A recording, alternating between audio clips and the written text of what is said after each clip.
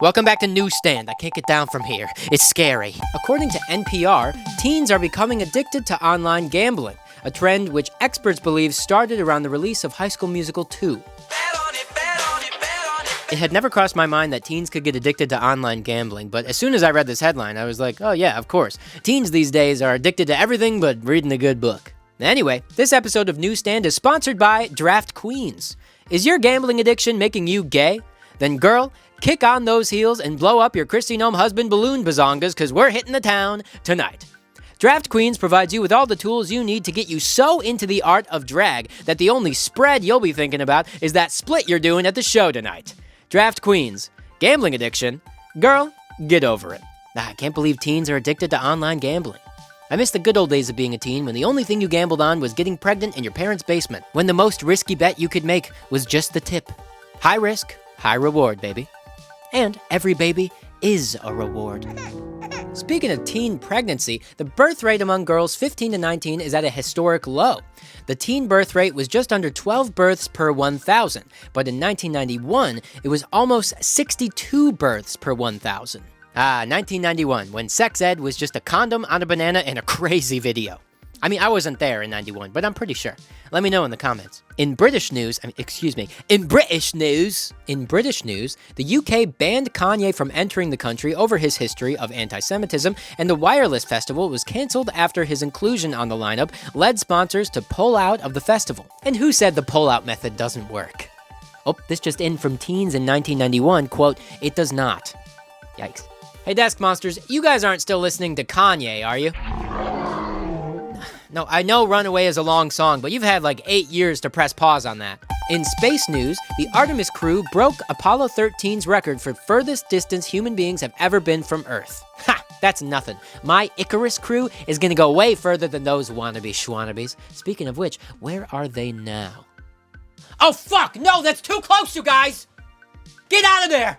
Yes, the Artemis crew now holds the record for the furthest distance humans have traveled from Earth. The furthest I've ever traveled from Earth was once in college. We baked some spinach and put it on a slice of Domino's, and then I put some Kahlua in my hot chocolate, and we watched the film Tag, and I do not remember one frame of that movie. Call me Benny Leonard, because I'm a lightweight. I had to look up famous lightweight boxers. God, I hope this guy's not racist or something. The Artemis mission also got some fresh new photos of the moon during an eclipse. Huge news for the owner of the domain picturesofglowingblack.orbs.com. Probably getting a lot of traffic over there right now. Desk Monsters, do we have it in the budget to buy that domain? Didn't think so.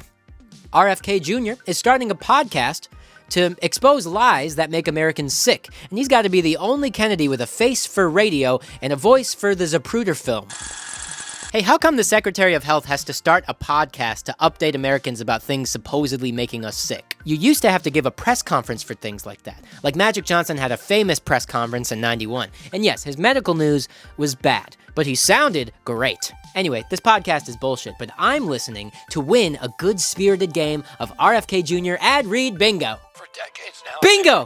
I got the diagonal! Badass Katanas sponsored episode 1. Last week was Noom and Hello Fresh. And this week is anti-woke beer that calls you the R word. And then when you put that with the free space in the middle, boom, you got bingo, baby.